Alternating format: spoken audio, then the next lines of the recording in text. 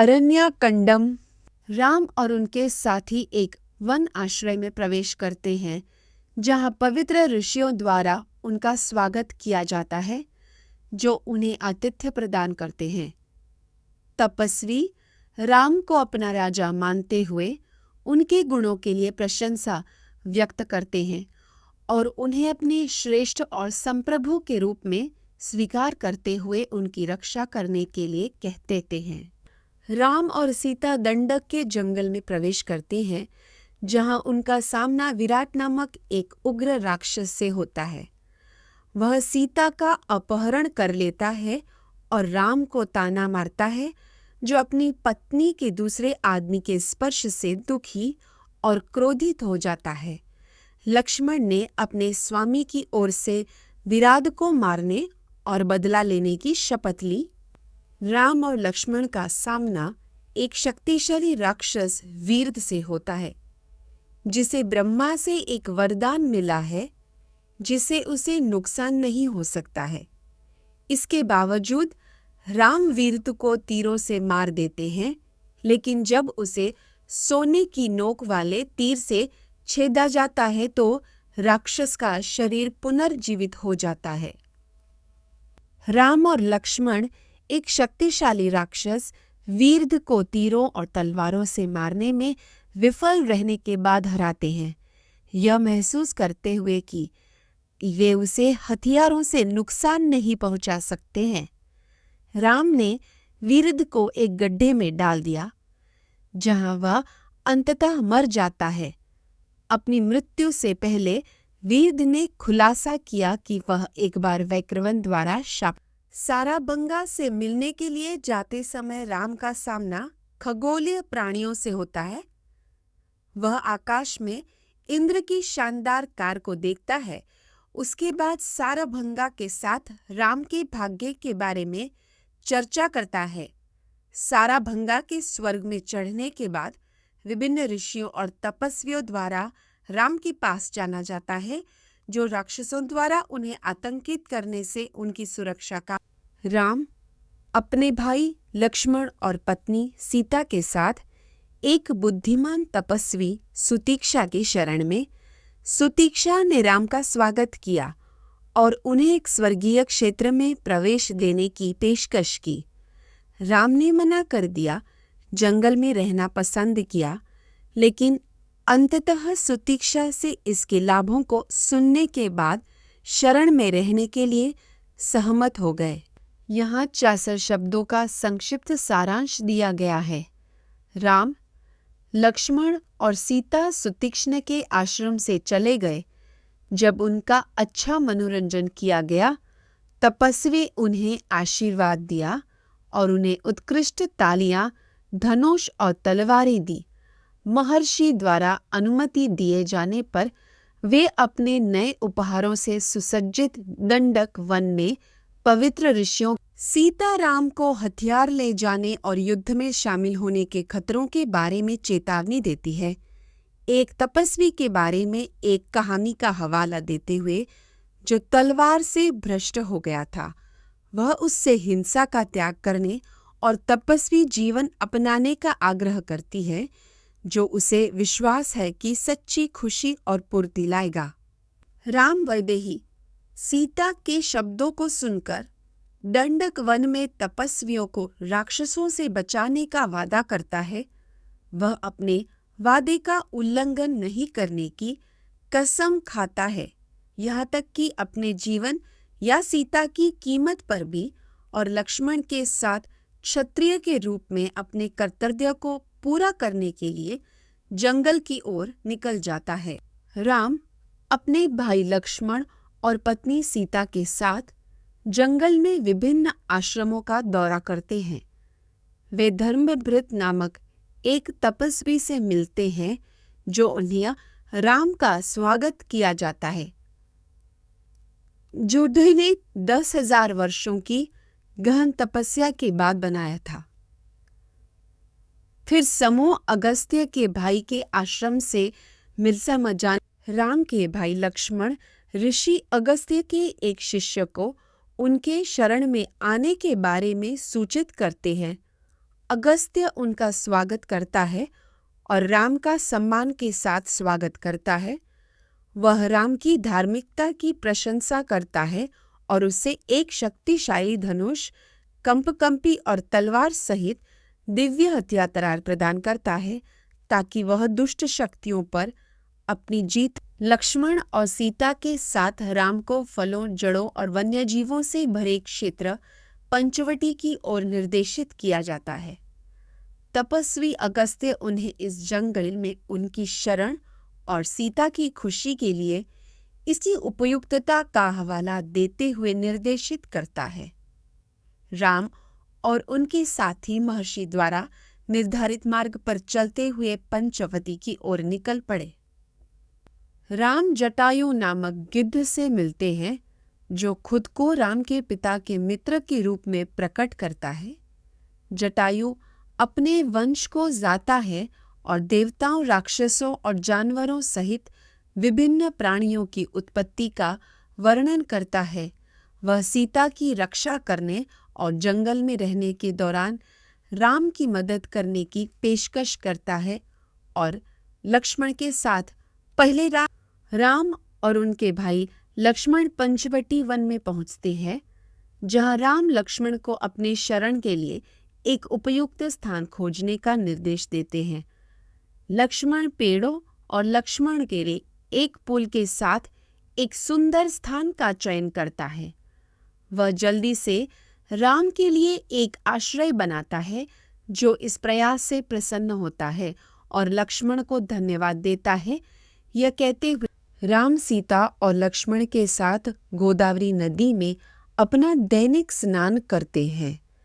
राम के भाई भरत भी शहर में तपस्या कर रहे हैं। राम के भाई भरत भी शहर कर रहे। राम उनके पुनर्मिलन पर विचार करते हैं।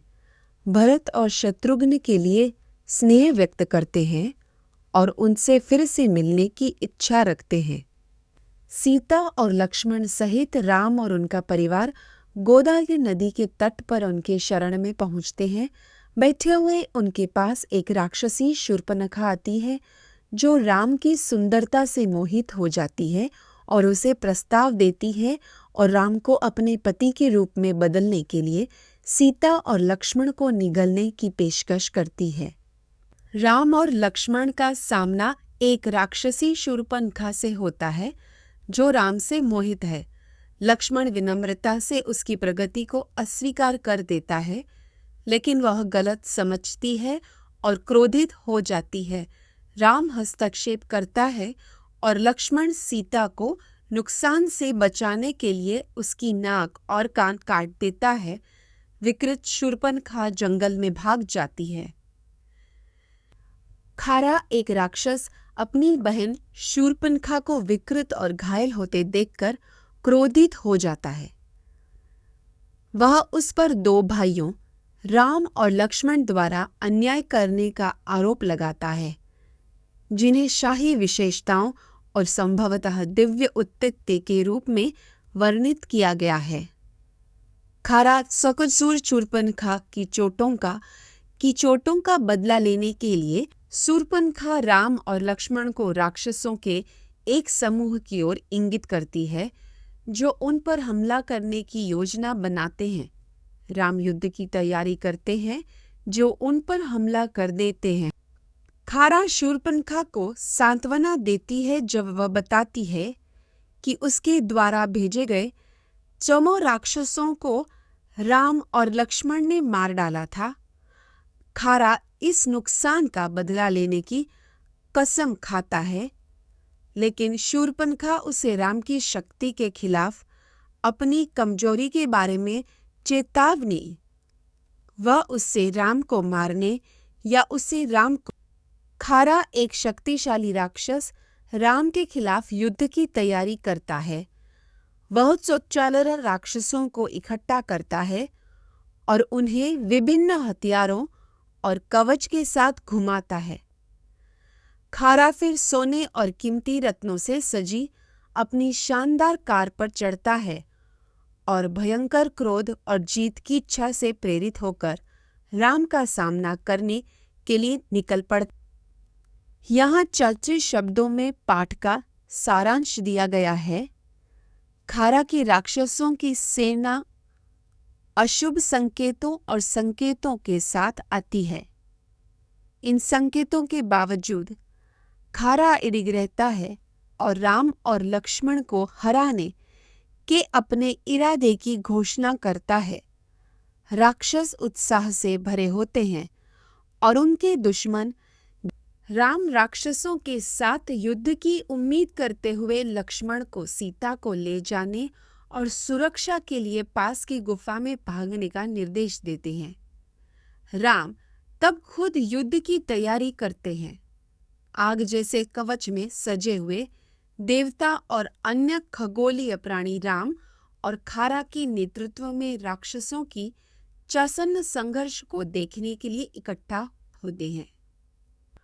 खारा और उसके राक्षसों ने तीरों और अन्य हथियारों से राम पर हमला किया, लेकिन उन्होंने अपने धनुष से त्यार्यों और हजारों तीर छोड़े राक्षसों और उनके घोड़ों को काट दिया। युद्ध भयंकर और तीव्र था, जिसमें राम विजयी हुए, क्योंकि राक्षसों को उनके तीरों और अन्य प्रक्षेपों से मार दिया गया था। राम और उनकी सेनाओं का दुशान के नेतृत्व वाले राक्षसों के साथ टकराव होता है। राम ने दुशान को तेज तीरों से मार डाला, फिर 2 अन्य सेनापतियों महाकाल और प्रमथी की बाहें काट दी। खर दुशान की मृत्यु पर क्रोधित होकर अपनी शेष सेनाओं को राम पर हमला करने का आदेश देता है, लेकिन वे राम के तेज तीर प्रहार से हार जाते हैं। अंततः चतरा यहाँ चाशे शब्दों में पाठ का सारांश दिया गया है। एक शक्तिशाली राक्षस त्रिशीर राम के पास जाता है और उसे युद्ध करने के लिए चुनौती देता है। घायल होने के बावजूद राम तीरों से लड़ते हैं और अंततः त्रिशीर को उसके सिर काटकर मार देते हैं। त्रिशीर की हार के साथ खार की सेना भय में भाग जाती है और खारा, एक शक्तिशाली राक्षस, राम के खिलाफ लड़ता है और उसके तीरों से मारा जाता है। घायल होने के बावजूद खारा लड़ना जारी रखता है, लेकिन अंततः उसका धनुष टूट जाता है और वह जमीन पर कूद जाता है। राम विजयी हो जाता है और दिव्य और महर्षि उसकी बहादुरी की उपलब्धि पर खुश होते हैं। राम अपने शक्तिशाली मेजबान के समर्थन से दंडक जंगल में पवित्र तपस्वियों को मारने के एक शक्तिशाली राक्षस खारा का सामना करता है। राम खारा और उसकी सेना को मारने की धमकी देते हैं। उसकी तुलना एक पेड़ से करते हैं जिसकी जड़ें काट दी गई हैं। क्रोधित होकर खारा राम पर एक सोने की गदा फेंकता है। राघव, राम और खारा युद्ध में भाग लेते हैं। राम ने खारा को एक तीर से मार डाला और देवता उनकी जीत का जश्न मनाते हैं। महर्षि राम के पराक्रम की प्रशंसा करते हैं और लक्ष्मण, सीता और जनक की बेटी राक्षसों पर उनकी जीत पर खुश होती है। राक्षसों के 10 गर्दन वाले राजा रावण को अकल्पना से पता चलता है कि राम ने जनस्थान में खारा और उसकी सेना को हरा दिया है।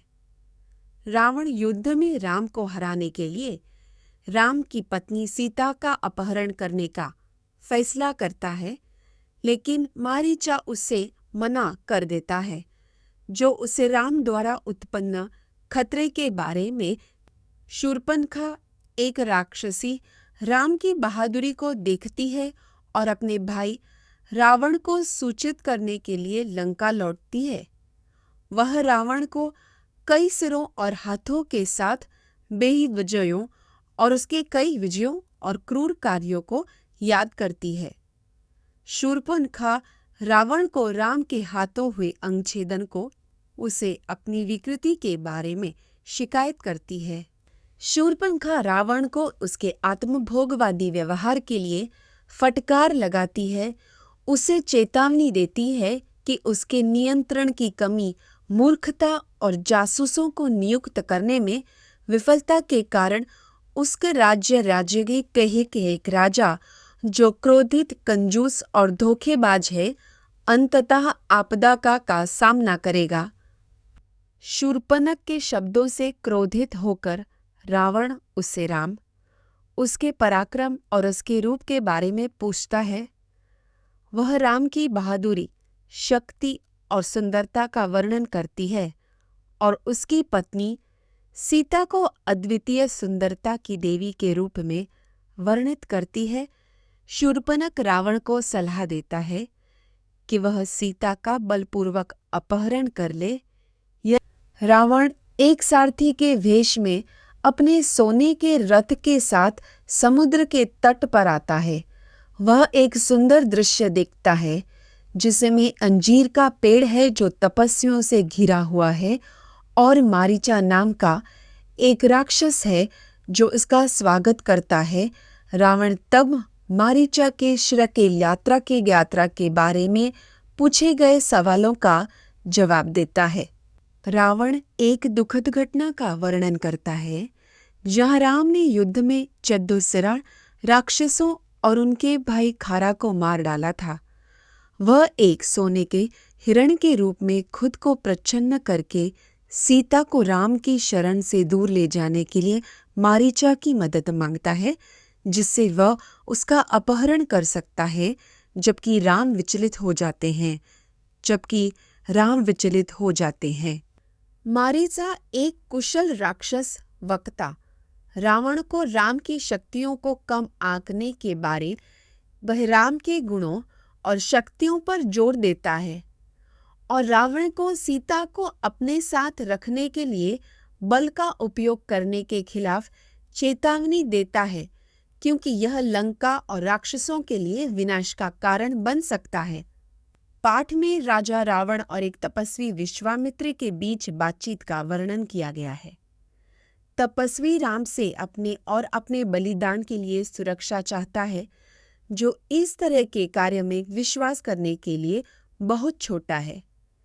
इस बीच मारीचा नाम का एक शक्तिशाली राक्षस बलिदान को बाधित करने का प्रयास करता है, लेकिन राम द्वारा उसे विफल कर दिया जाता है। वक्ता एक राक्षस उसे मारने की कोशिश करने के बाद राम द्वारा बख्शे जाने को याद करता है। राम की शक्तियों से भयभीत होकर वक्ता अब उसे हर जगह देखता है और अपनी ताकत साबित कर दी है। रात रेंजरों का राजा रावण मारीचा को राम से लड़ने में खतरे की चेतावनी देने के लिए डांटता है। वह मारीचा को आदेश देता है कि वह सोने के हिरण के रूप में सीता का अपहरण कर ले और सफल होने पर अपने आधे राज्य का वादा करता है। रावण मौत की धमकी देता है अगर मारीचा ने आज्ञा नहीं मानी और चेतावनी देता है कि वह उसकी इच्छा। रावण का एक समर्पित सेवक मारीचा उसे राम के साथ संघर्ष में प्रवेश करने के खिलाफ चेतावनी देता है, इस डर से कि यह उसके राज्य के विनाश की ओर ले जाएगा। मारीचा रावण से उन बुद्धिमान सलाहकारों की बात सुनने का आग्रह करता है जो उसके बुरे मार्ग को रोक सकते हैं और उसकी प्रजा की रक्षा कर सकते हैं और चेतावनी देते हैं। रावण सीता को राम के आश्रम से दूर लुभाने के लिए एक सोने के हिरण के रूप में खुद को प्रच्छन्न करता है। मारीचा एक राक्षस वही रूप धारण करता है और जंगल में उसका पीछा करती है। आज तक प्रकटे हुए आश्रय के चारों ओर घूमना शुरू कर देता है। सीता हिरण से मंत्रमुग्ध हो जाती है, उसकी वास्तविक प्रकृति से अनजान होती है और जंगल में उसका पीछा करती है। राम, सीता और लक्ष्मण को सोने के निशान वाले एक सुंदर हिरण मिलते हैं। सीता इसकी सुंदरता से मंत्रमुग्ध हो जाती है और राम से उसे अपने लिए पकड़ने के लिए कहती है। लक्ष्मण का मानना है कि हिरण राक्षस का भ्रम है, लेकिन राम ने सीता और इस रूप को धारण करने वाले राक्षस मारीचा को मारने के अपने। राम एक शिकारी के रूप में मारीचा का पीछा करता है जो एक हिरण के रूप में पहना हुआ है, एक लंबे और उथल-पुथल भरे पीछा करने के बाद राम मारीचा को एक शक्तिशाली तीर से गोली मार देता है और मार देता है। हालांकि मारीचा की अंतिम पुकार सुनकर राम को गलती से लगता है कि सीता को मार दिया है, जिससे सीता लक्ष्मण को राम को बचाने के लिए मना करती है, लेकिन वह मना कर देता है, जिससे उनके बीच बहस शुरू हो जाती है। सीता लक्ष्मण पर आरोप लगाती है कि वह उसके लिए लालची है और राम की सुरक्षा का त्याग करने के लिए तैयार। लक्ष्मण उसे आश्वस्त करने की कोशिश करता है कि राम सुरक्षित, लेकिन सीता तेजी से उत्तेजित हो जाती है। आखिरकार ब्राह्मण के वेश में रावण जंगल में वैदेही सीता के पास जाता है, उसकी सुंदरता की प्रशंसा करता है और उसे अपने साथ जाने के लिए मनाने की कोशिश करता है। वैदेही का सेवक मैथिली रावण का आतिथ्य करता है, जो उसके सच्चे इरादों से राम की पत्नी सीता को रावण संबोधित करता है, जो खुद को ब्राह्मण के रूप में प्रच्छन्न करता है। सीता अपने अतीत को याद करती है, जिसमें उसके पति राम को उनकी सास कैकेयी के कहने पर जंगल की तिरात करती है, जिसमें उसके पति राम को उनकी सास कैकेयी के कहने पर जंगल से हिल जाती है और डर से हिल जाती है और डर से हिल जाती है और डर से रावण सीता के कठोर शब्दों से क्रोधित होकर अपनी शक्ति का दावा करता है और उसे धमकी देता है कि अगर वह उसके सामने आत्मसमर्पण नहीं करती है, उसे धमकी देता है, कोयला को वश में करने का दावा करता है और उसके रथ पुष्पक को ले जाता है। रावण सीता को बताता है कि वह उसके शहर लंका में सुरक्षित रहेगी, लेकिन राक्षसों का शक्तिशाली राजा रावण एक भिक्षुक के भेष में सीता के पास जाता है और अंततः अपने वीरता और पराक्रम का घमंड करते हुए अपने असली रूप को प्रकट करता है। वह सीता का अपहरण कर लेता है, उसे एक हाथ से बाल पकड़ता है और दूसरे हाथ से उसकी जांघों को पकड़ता है, इससे पहले कि वह अपने सोने के रथ पर भाग जाए। जटायु, एक प्राचीन गिद्ध राजा, रावण को सीता का अपहरण करने का प्रयास करते हुए देखने के लिए जाग जाता है। वह रावण को उसके दुष्ट इरादों के लिए डांटता है और उसे चेतावनी देता है कि राम उसे तासों की तरह नष्ट कर दे। जटायु सीता की रक्षा करने की कसम खाता है और खुद रावण से लड़ने की पेशकश 10 गर्दन वाला राक्षस रावण गिद्धों के राजा यात्यु से लड़ता है। घायल होने के बावजूद यात्यु रावण के तीरों का विरोध करता है और किरकर रावण अपने आखिरकार रावण अपने धनुष को छीन लेता है और अपने खंजर से यात्यु के पंखों, पैरों और किनारों को तोड़ देता है। सीता को गिरे हुए नायक पर विलाप करने के रावण सीता को पकड़ लेता है, जिससे प्राकृतिक दुनिया में अशांति फैलती है। आकाश अंधेरा हो जाता है, सूरज धुंधला हो जाता है और जीव उसके जाने पर विलाप करते हैं। राम के सहयोगी तबाह हो जाते हैं। जनक की बेटी मैथिली डर से, अभिभूति साड्य से चीता रावण को उसके अपहरण के कायरतापूर्ण कार्य जबकि उसका पति अनुपस्थित अपहरण के कायरतापूर्ण कार्य तीपत्सा नवनाश और उसके भविष्य के रक्षक रावण ने सीता को दूर ले और जगह उसका अपमान किया और शोकग्रस्त समुद्र को पीछे छोड़ दिया। लंका में प्रवेश करते हुए वह अपने महल में घुस गया और सीता को एक भव्य कमरे में रख दिया। अपनी महिला मित्रों को उसकी रक्षा करने और उसकी जरूरतों को पूरा करने का निर्देश दिया। लंका का राजा रावण सीता को अपनी शानदार हवेली दिखाकर और अपनी शक्ति का घमंड दिखाकर उसे जीतने का प्रयास करता है।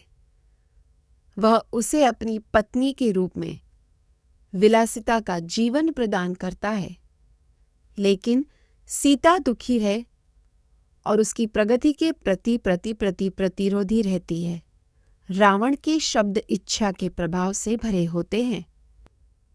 यहाँ सहसा शब्दों का संक्षिप्त सारांश दिया गया है। रावण वैदेही सीता को अधीनता के लिए लाने की कोशिश करता है, लेकिन वह अवज्ञाकारी बनी रहती है। वह रावण से कहती है कि राम उसे राक्षसों को हरा देगा और वह पहले ही देवताओं द्वारा शापित हो चुका है। रावण क्रोधित हो जाता है और अपने राक्षसों राम सीता को लंका से बचाने में असमर्थ है। इसलिए इंद्र खुद को एक दिव्य के रूप में प्रच्छन्न करता है और जंगल में उससे मिलने जाता है। वह उसे भोजन प्रदान करता है और उसे राम की सुरक्षा का आश्वासन देता है। अपने दिव्य संकेतों के माध्यम से उसे पहचानने के बाद सीता प्रसादित भोजन खाती है, जिससे उसकी भूख और दुख दूर हो जाए। राम अपने आसपास दिखाई देने वाले गिद्धों और शकुनों से चिंतित होकर जनस्थान लौटता है। वह लक्ष्मण को दोष देता है कि सीता को राक्षसों से ग्रस्त जंगल में अकेला छोड़ दिया था, इस चिंता में कि वह मार दी गई होगी या खा गई होगी। राम का मन परेशान है और वह उसकी सुरक्षा के लिए डरता है, यह सोचकर कि वे उसे सीता की सुरक्षा के बारे में चिंतित राम लक्ष्मण से पूछते हैं कि क्या उसे राक्षसों ने नुकसान पहुंचाया है या उसे खा लिया है। वह सबसे ज्यादा डरता है और लक्ष्मण के साथ जनस्थान की ओर भागता है। उनके आश्रय पर पहुंचे पर राम उसे खाली पाते हैं और उस स्थान पर सीता के साथ बिताए आनंदमय समय को याद करते हुए दुखी हो जाते हैं। राम लक्ष्मण को सीता की मदद के लिए चिल्लाने की आवाज सुनकर उसे छोड़ने के लिए फटकार लगाते हैं। लक्ष्मण बताते हैं कि सीता को गलत समझा गया था और उन पर भेष बदलकर राक्षस होने का आरोप लगाया। राम लक्ष्मण से अपनी पत्नी के साथ नहीं खड़े होने के लिए निराश है, यह जानने के बावजूद कि वह उसे नुकसान से बचा सकते हैं। राम सीता अपनी पत्नी की तलाश करते हैं। जब उन्हें पता चलता है कि उनकी झोपड़ी खाली है, वह विभिन्न जानवरों और पेड़ों से सवाल करते हैं कि क्या उन्होंने उसे देखा है। जैसे जैसे उनकी खोज जारी रहती है, राम अधिक से अधिक उत्तेजित और विचलित हो जाते हैं। अंततः अपने दुख में एक पागल बन जाते हैं। जंगल में व्यापक रूप से राम दंडक के जंगल में अपनी पत्नी सीता को ढूंढते हैं, लेकिन उसे खोजने में विफल रहते हैं, जिससे गहरा दुख और विलाप होता है। अपने भाई लक्ष्मण के प्रयासों के बावजूद राम दुखी रहते हैं और अंततः थकावट और निराशा से दूर हो जाते हैं। उन्हें लक्ष्मण द्वारा सांत्वना दी जाती है, लेकिन वे सीता की अनुपस्थिति की राम दुख से अभिभूत होकर सीता को खोने पर विलाप करते हैं, यह संदेह करते हुए कि उसे राक्षसों ने ले लिया है। वह लक्ष्मण से अयोध्या में अपनी अनुपस्थिति की सूचना देने, भरत को राजा नियुक्त करने और उनकी माताओं की देखभाल करने का अनुरोध करता है, जबकि वह सीता से अलग जंगल में रहता है। रावण द्वारा सीता के अपहरण के बारे में जानने पर राम दुख से अभिभूत हो जाते हैं। उनका मानना है कि उनके पिछले कार्यों ने उनके दुर्भाग्य को जन्म दिया है और सीता को पकड़ना उनकी नवीनतम पीड़ा है। लक्ष्मण उन्हें सांत्वना देने की कोशिश करता है। राम से अपने दुख को त्यागने और शक्ति और दृढ़ संकल्प के खजती आग्रह। सीता के गायब होने पर दुखी राम लक्ष्मण को गोदावरी नदी में जांच करने के लिए भेजता है। जब लक्ष्मण खाली हाथ लौटता है तो राम उसके साथ आगे की खोज करने की तवज्जो जारी कर। जब लक्ष्मण खाली हाथ लौटता है तो राम उसके साथ आगे की खोज करे। उन्हें बिखरे हुए फूल, आभूषण और सीता की उपस्थिति के अन्य संकेत मिलते हैं। सीता के रावण द्वारा ले लिए जाने के बाद लक्ष्मण राम के क्रोध को शांत करने का प्रयास करता है। वह तर्क देता है कि एक व्यक्ति के अपराध के लिए दुनिया को नष्ट करना अनुचित है, यह सुझाव देते हुए कि वे इसके बजाय रावण की खोज करते हैं। लक्ष्मण राम से आत्मनियंत्रण और न्याय के अपने स्वाभाविक स्वभाव को बनाए रखने का आग्रह करता है और उससे सीता की लक्ष्मण राम को सांत्वना देने की कोशिश करता है, जो सीता से अलग होने पर दुख और पीड़ा से अभिभूत हो जाता है। लक्ष्मण राम को याद दिलाता है कि वह राजा के अच्छे कर्मों के कारण एक महान वंश में पैदा हुआ था और खगोलीय प्राणी भी भाग्य के अधीन है। वह राम से आग्रह करता है कि क्या उचित है इस पर विचार करें और राम और लक्ष्मण राक्षसों से भरे जंगल जनस्थान में सीता की खोज करते हैं। उनका सामना पक्षियों के राजा यात्यु से होता है, जो सीता को बचाने की कोशिश करते हुए रावण द्वारा मारे गए थे। यात्यु बताता है कि उसने रावण को सीता का अपहरण करते देखा था और उनके संघर्ष का प्रमाण देता है। दुख से उबरते हुए राम एक गिद्ध जटायु की मृत्यु का शोक मना रहे हैं, जो सीता को बचाने की कोशिश करते हुए रावण द्वारा मार दिया गया था। राम ने जटायु के शरीर का अंतिम संस्कार की एक उच्च स्थिति प्राप्त करने में मदद करने के लिए अनुष्ठान किए हैं। उनका मानना है कि जटायु का बलिदान अंततः रावण के पतन और सीता के साथ उसके स्वयं के पुनर्मिलन। रघु राजवंश के दो भाई राम और लक्ष्मण सीता की खोज करते हुए क्रौंच नामक घने जंगल में जाते हैं। उन्हें कई बाधाओं का सामना करना पड़ता है, जिसमें अयोमुखी नाम का राक्षस की नाक और कान काटने के बाद खा लिया। फिर भाइयों की मुलाकात विशाल बाहों वाले एक बिना सिर वाले राक्षस से होती है, जो उन्हें पकड़ने का। राम और लक्ष्मण का सामना राक्षस कवांधा से होता है, जो दावा करता है कि वह उन्हें खा जाएगा। भाई उसे मारने के बजाय अपनी खंजरों से उसकी बाहें काट देते हैं, जिससे वह गिर जाता है और क्रोधित हो जाता है, क्योंकि योद्धाओं के लिए उन लोगों को मारना उचित नहीं है जो अपना बचाव करने असमर्थ कवांधा की बाहें काट देते हैं। दानव, एक राक्षस, एक बदसूरत प्राणी के रूप में जंगल में घूमने के लिए शापित है, जब तक कि वह राम द्वारा जला नहीं जाता है। वह राम से उसका अंतिम संस्कार करने के लिए कहता है और अपने अगले रूप में सीता के अपहरण के बारे में जानकारी प्रकट करने का वादा करता है।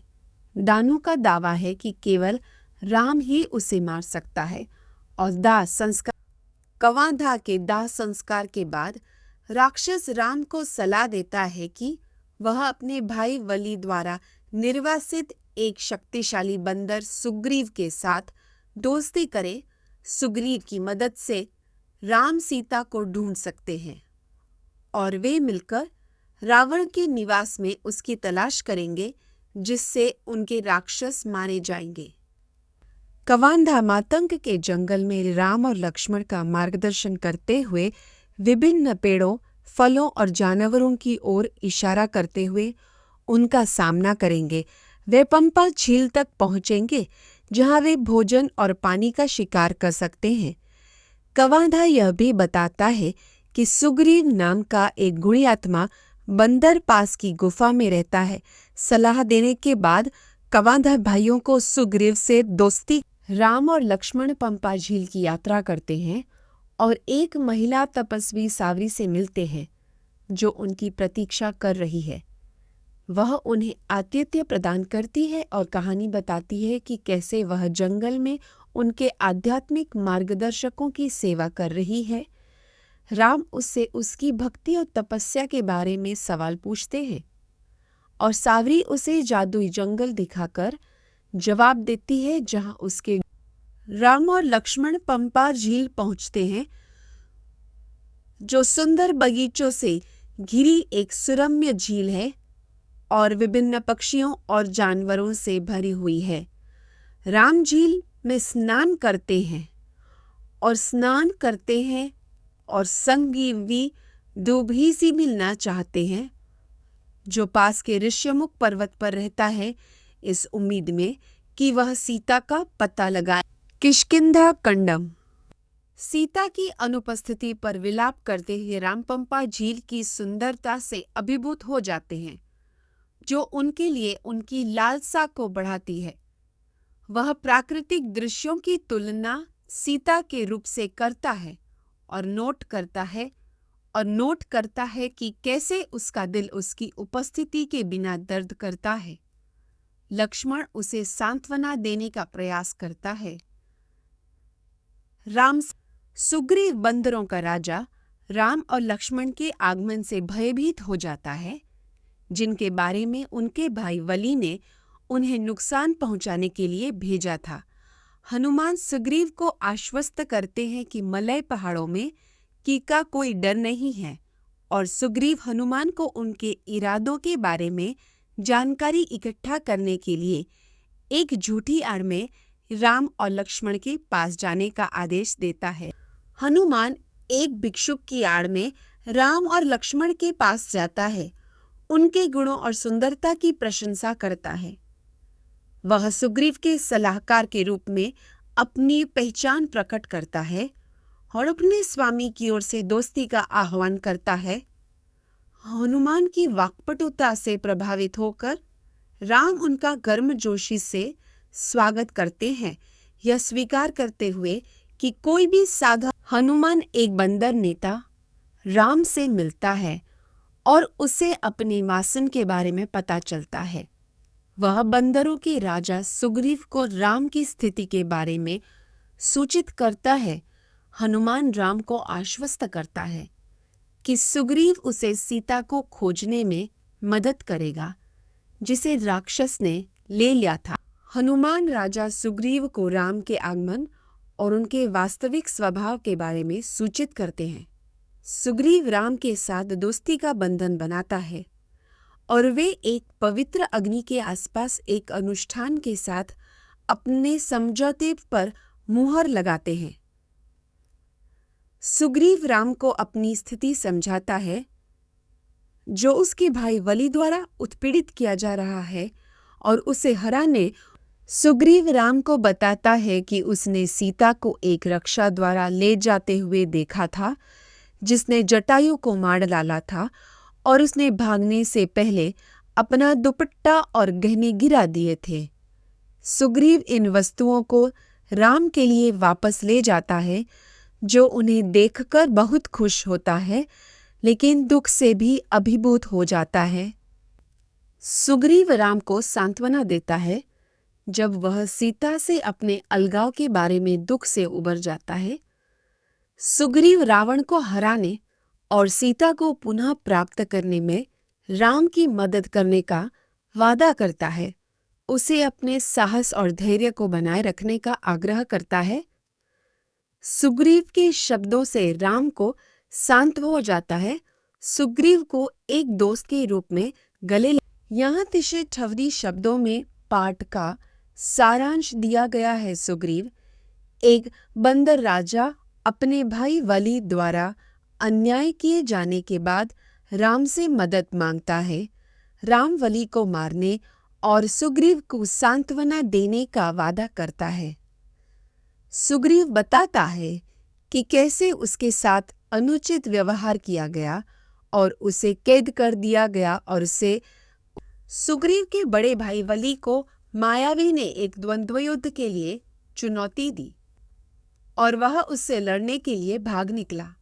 सुग्रीव ने उसका पीछा किया, लेकिन मायावी एक गुफा में भाग गई। 1 साल बाद सुग्रीव को गुफा से खून और गर्जना मिली, यह निष्कर्ष निकालते हुए कि वली को मार दिया गया था।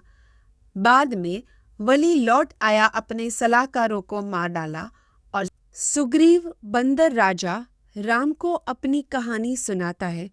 उसे उसके भाई वली ने निर्वासित कर दिया था, जिसने उसके साथ अन्याय किया था और उसकी पत्नी को ले लिया था। सुग्रीव राम से मदद मांगता है, यह वादा करते हुए कि जब तक वह वली को दंडित देखता है वह निर्वासन में रहेगा। राम मदद करने के लिए सहमत होता है। सुग्रीव को दुख से मुक्त करने सुग्रीव राम को वली की अविश्वसनीय शक्ति और कौशल के बारे में बताता है, जिसमें समुद्र को पार करने और पेड़ों को आसानी से कुचलना भी शामिल है। सुग्रीव उसे धवली और दुंदुभी नामक एक असुर के बीच एक युद्ध का वर्णन करता है, जिसमें वली अंततः उसे मार देता है। राम की क्षमताओं का परीक्षण करने के लिए सुग्रीव उसे साथ यहाँ 40 शब्दों में पाठ का सारांश दिया गया है। राम सुग्रीव और लक्ष्मण के साथ वली के खिलाफ युद्ध की तैयारी करते हैं।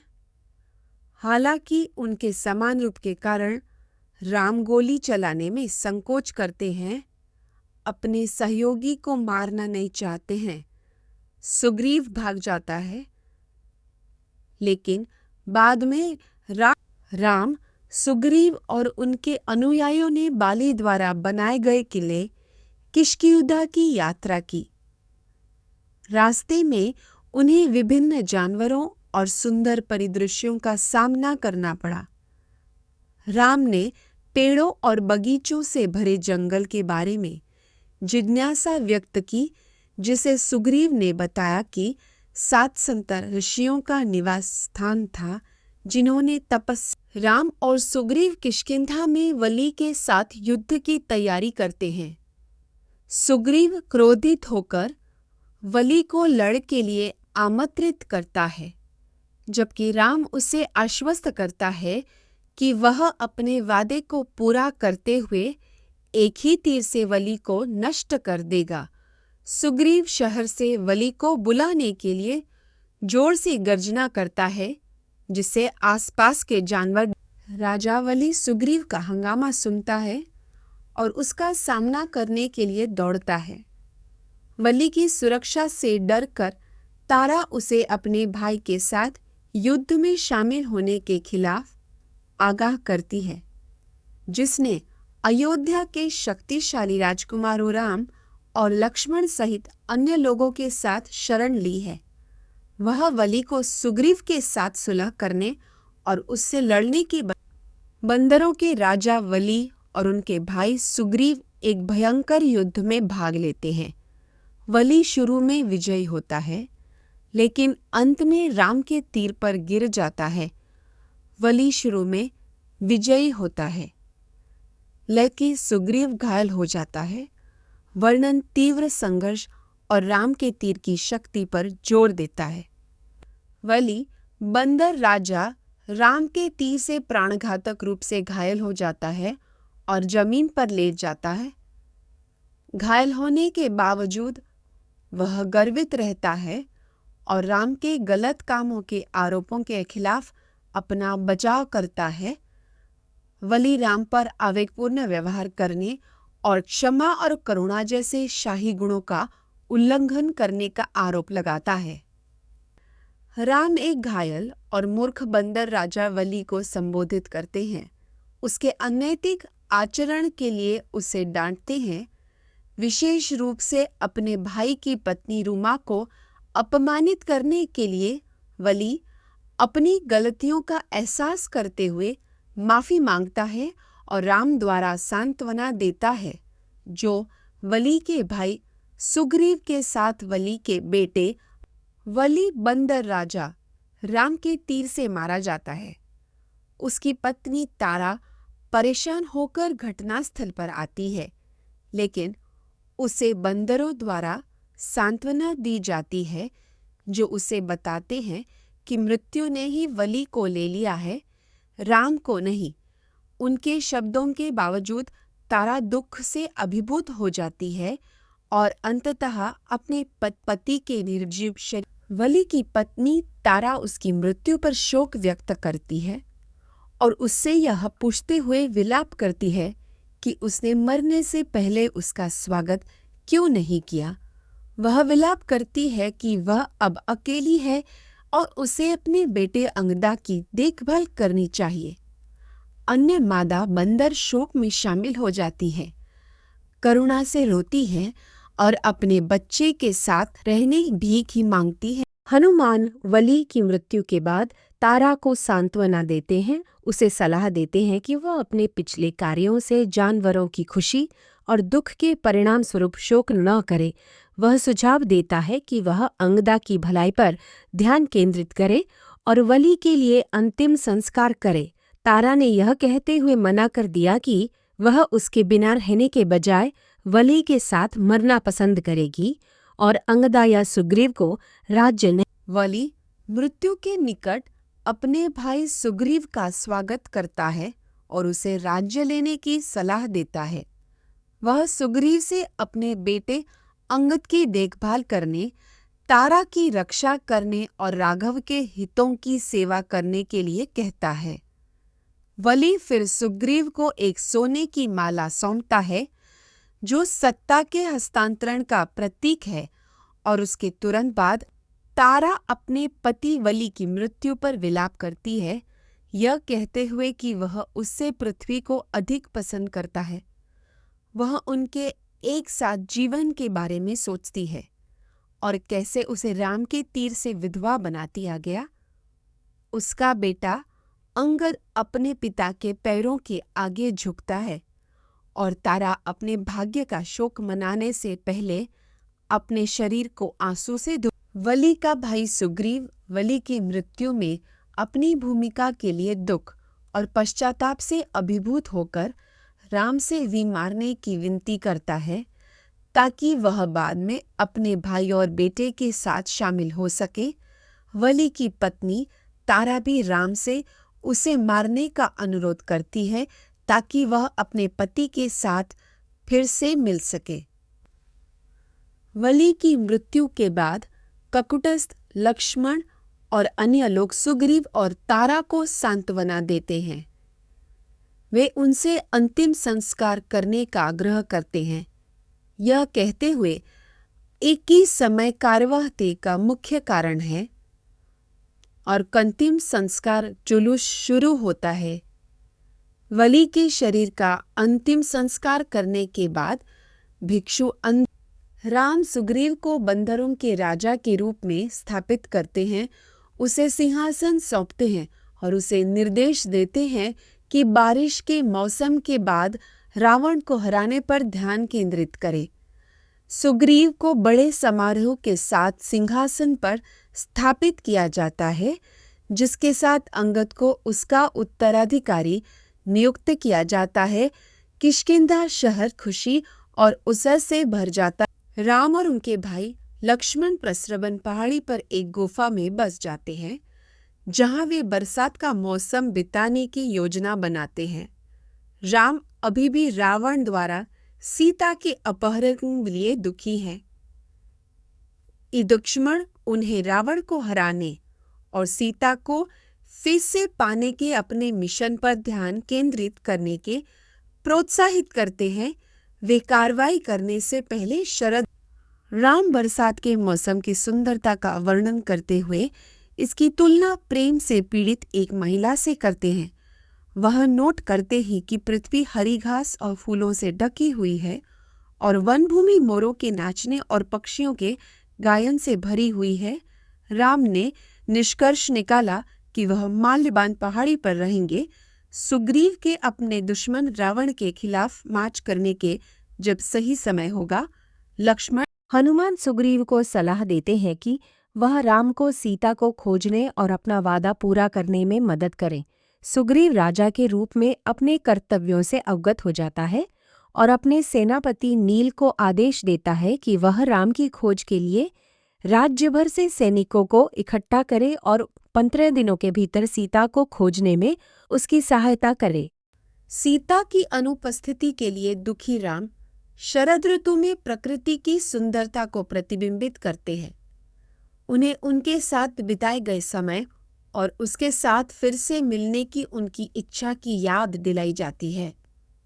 लक्ष्मण राम को सांत्वना देने की कोशिश करता है, उनसे आग्रह करता है और उसे आग्रह करता है कि एक राजा के रूप में अपने कर्तव्यों पर ध्यान दृढ़। लक्ष्मण अपने भाई राम की ओर से क्रोधित होकर सुग्रीव का सामना करने के लिए किष्किंधा शहर में प्रवेश करता है।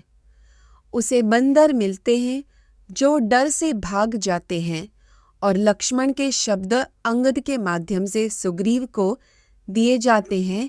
सुग्रीव दूत और स्थिति से अनजान अपने मंत्रियों द्वारा लक्ष्मण से मिलने के लिए राजी किया जाता है। सुग्रीव अपने सलाहकारों को समझाता है कि उसने लक्ष्मण या राम पर अन्याय नहीं किया है, बल्कि राम से प्राप्त पिछले अनुग्रह के कारण उनके क्रोध से डरता है। हनुमान सुग्रीव को सलाह देते हैं कि वे लक्ष्मण के शब्दों को धैर्यपूर्वक सुने, क्योंकि वे राम की ओर से एक चेतावनी है और आगे के संघर्ष से बचने के लिए उन्हें हाथ जोड़कर खुश करें। राम का भाई लक्ष्मण किष्किंधा में सुग्रीव के महल में प्रवेश करता है, जहां वह सुग्रीव को अपनी पत्नी तारा के साथ कामुक सुख में लिप्त पाता है। लक्ष्मण इस व्यवहार से क्रोधित हो जाता है और सुग्रीव को सीता को खोजने में राम की मदद करने के लिए अपने कर्तव्यों की उपेक्षा करने के लिए डांटता है। तारा हस्तक्षेप कर लक्ष्मण सुग्रीव का सामना करता है, जिसने उससे लाभान्वित होने के बावजूद राम की दया का भुगतान नहीं किया है। लक्ष्मण सुग्रीव को उसके कृतज्ञता के लिए डांटता है और उसे चेतावनी देता है कि अगर वह झूठे वादों से पीछे नहीं हटेगा और राम को सीता को खोजने में मदद नहीं करेगा, तो उसका वही भाग्य होगा जिसे धारदार दंडों से मार दिया। ताराम की एक समर्पित अनुयायी सुग्रीव की ओर से हस्तक्षेप करती है। लक्ष्मण को समझाती है कि वह कृतज्ञ या निर्दयी नहीं है। वह राम से आग्रह करती है कि वह शांत हो जाए और गुस्से में प्रतीका हुआ है और तत्काल कर्तव्यों का पालन करता है। उसकी स्थिति की तुलना तपस्वी विक्रमित्र द्वारा आसक्ति के कारण राम के भाषण को स्वीकार करने के बाद बंदरों के स्वामी सुग्रीव सौभाग्य और राजशाही में बहाल होने के लिए रोते हुए आभार व्यक्त करते हैं। वह रावण को मारने और सीता को पुनः प्राप्त करने की उनकी खोज में राम का अनुसरण करने का वादा करता है। लक्ष्मण सुग्रीव की विनम्रता और शक्ति की प्रशंसा करते हैं और वे सीता के अपने दोस्त हनुमान को शांत। बंदरों के राजा सुग्रीव हनुमान को आदेश देते हैं कि वे दुनिया के सभी प्रमुख बंदरों को विभिन्न पहाड़ों और क्षेत्रों से इकट्ठा करें। बंदरों को राम के लिए उपहार इकट्ठा करने का काम सौंपा जाता है, लेकिन जो इनकार करते हैं, डिरे करते हैं, उन्हें मार दिया जाता है। बंदरों की एक बड़ी सेना भेजी जाती है, जिसमें अंजना पहाड़ी, कैलाचा हिमालय और जड़ों। सुग्रीव बंदर राजा सीता को पुनः प्राप्त करने में मदद करने के लिए राम को धन्यवाद देता है। वह रावण को हराने में राम की सहायता करने का वादा करता है। सुग्रीव के अन्य नेताओं सहित बंदरों की एक बड़ी सेना युद्ध में राम के साथ शामिल होने के लिए इकट्ठा होती है। वे अपने सामान्य दुश्मन राम सुग्रीव का अभिवादन करते हैं और उसके गुणों की प्रशंसा करते हुए कहते हैं कि वह उसके जैसे दोस्त के रूप में खुशी लाता है। रावण ने सीता का अपहरण कर लिया है और राम ने उसे तेजे तीरों से मारने की कसम खाई है। इस बीच हनुमान के पिता गवक्ष और भालू के राजा जंबवन जैसे प्रमुख नेताओं के निष्ठा की प्रतिज्ञा करते हैं। यहाँ शब्दों में एक संक्षिप्त सारांश दिया गया है। राम सुग्रीव से बंदरों की एक खोज दल का नेतृत्व करने के लिए कहते ताकि वे सीता, उनकी और रावण के निवास को ढूंढ सके। बंदरों को निर्देश दिया जाता है कि वे अपनी सफलता या विफलता की खबर के साथ 1 महीने में लौटने से पहले विभिन्न पहाड़ों, जंगलों, नदियों और सुग्रीव अंगद के नेतृत्व में बंदरों के एक समूह को दक्षिणी क्षेत्रों का पता लगाने के लिए भेजता है, जिसमें कठिन भूमि, नदियों और पहाड़ों का वर्णन किया जाता है। उन्हें रावण के राक्षसों द्वारा संरक्षित लंका में सीता की खोज करनी चाहिए और स्वर्ण शिखर तक पहुंचने के लिए विश्वासघाती इलाकों से गुजरना चाहिए, जहां उन्हें सुग्रीव बंदरों को सीता की खोज के लिए अलग अलग दिशाओं में भेजता है। वह सुषेना को आदेश देता है कि वह दोनों सम्मुख बंदरों के एक समूह का नेतृत्व और पश्चिम में सीता के स्थान का पता लगाए। बंदरों को शहरों, जंगलों और पहाड़ों सहित विभिन्न क्षेत्रों की खोज करने और 1 महीने के बाद वापस आने का निर्देश दिया जाता है। सुग्रीव सतवाला और अन्य बंदरों को पहाड़ों, जंगलों और नदियों सहित विभिन्न स्थानों पर सीता की खोज करने और सुग्रीव द्वारा वर्णित क्षेत्रों की जांच का निर्देश देता है। सुग्रीव हनुमान की क्षमताओं की प्रशंसा करते हुए कहते हैं कि उनके पास ऊर्जा या शक्ति में कोई समानता नहीं है। राघव राम भी सहमत हैं इस विश्वास के साथ की सफलता हनुमान पर निर्भर करती है। वह हनुमान को अपने नाम के साथ एक अंगूठी देता है जो सीता को दिखाती है कि उन्हें राम ने भेजा है, और हनुमान उसे बचाने के लिए बंदरों के एक समूह। राजा सुग्रीव अपने बंदर प्रमुखों को सभी दिशाओं में सीता की खोज करने के लिए भेजता है। प्रत्येक नेता एक अलग मार्ग उत्तर, पूर्व, दक्षिण या पश्चिम लेता है और बड़े उत्साह के साथ वे सीता को वापस लाने और रावण को मारने का संकल्प लेते हैं, जो पृथ्वी को हिला देने वाले शक्ति के कारनामों का वादा करते हैं। राम सुग्रीव से पूछते हैं कि वह पूरी पृथ्वी को कैसे जानते हैं। सुग्रीव बताते हैं कि जब वलिमलय पर्वत में महिषा एक दानव का पीछा कर रहा था तो वह रक्षक के रूप में खड़ा रह गया और बाद में हनुमान की मदद से ऋष्यमुख पर्वत पर वापस भागने से पहले दुनिया के विभिन्न हिस्सों में भाग गया। प्रमुख बंदरों ने सुग्रीव के निर्देशानुसार वैदेही सीता के लिए सभी दिशाओं में खोज की।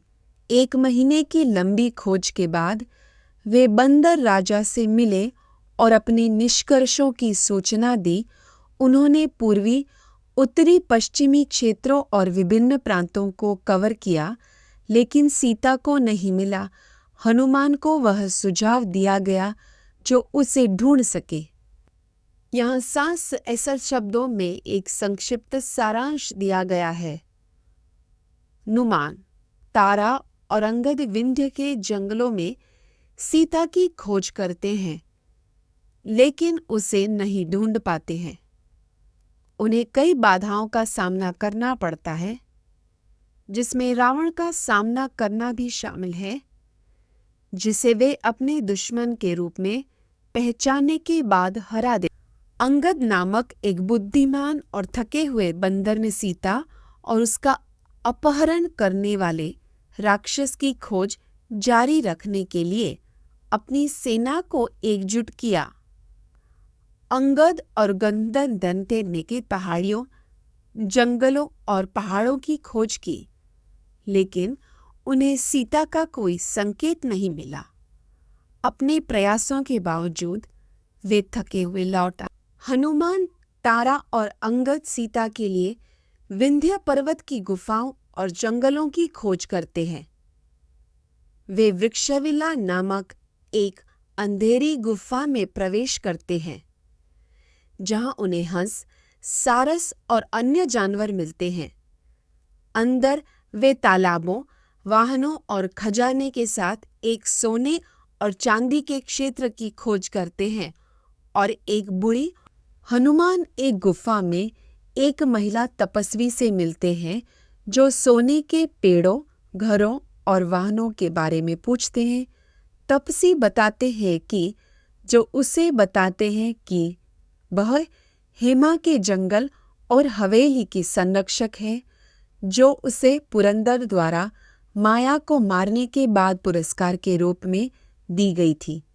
महिला तपस्वी सायं प्रभा हनुमान और उनके बंदर प्रमुखों का स्वागत करती है, जो सीता की तलाश में आए हैं।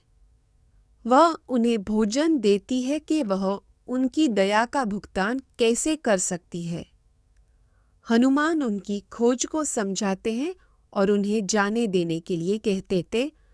हाथ की लहर से वह बंदरों को एक गुफा से वह बंदर राजकुमार अंगद और उसके साथी निर्धारित समय के भीतर सीता को खोजने में विफल रहने के कारण सुग्रीव के क्रोध से डरते हैं और सजा का सामना करने के बजाय मृत्यु तक उपवास करने का फैसला करते हैं। हालांकि तारा सुझाव देती है कि उन्हें एक गुफा में वापस चले जाना चाहिए, जिसे एक भ्रम की जगह कहा जाता है, जहां हनुमान अंगद की सक्षम और शक्तिशाली के रूप में प्रशंसा करते हैं, लेकिन उन्हें चेतावनी देते हैं कि सुग्रीव के राज्य के पास रहने से उनका पतन हो जाएगा और अंगद को सुग्रीव के साथ सुलह करने की सलाह देता है, जो लक्ष्मण से अधिक दयालु है, और सुझाव देता है कि वे शांतिपूर्ण समाधान के लिए अपने चाचा के सामने विनम्रता से पेश हों। वली के बेटे अंग ने सुग्रीव की अनैतिकता के लिए आलोचना की और घोषणा की कि वह अपने भाई के शासन में रहने के बजाय मरने के लिए उपवास करेगा। अन्य बंदरों ने दुख से उबरकर राम के क्रोध के डर से अंगद के साथ एकजुटता में खुद को भूख से मरने की कसम खाई। वे पूर्व की ओर झुक गए और अपने भाग्य का संपत्ति नाम का एक गिद्ध उस पहाड़ पर आता है जहां बंदर मरते दम तक उपवास कर रहे होते हैं। वह उन्हें खाने का इरादा रखता है, लेकिन अंगद उसे बताता है कि वह राम की पत्नी सीता द्वारा की गई पिछली प्रतिज्ञा के कारण उन्हें मारने आया है। गिद्ध उनके शब्दों से प्रभावित होता है और जटायु के भाई के रूप में अपनी पहचान प्रकट करता है। अंगद, एक बंदर नेता, एक गिद्ध को बताता है कि वह और उसके साथी सीता को खोजने के लिए वहां हैं, जिसे रावण ने ले लिया था।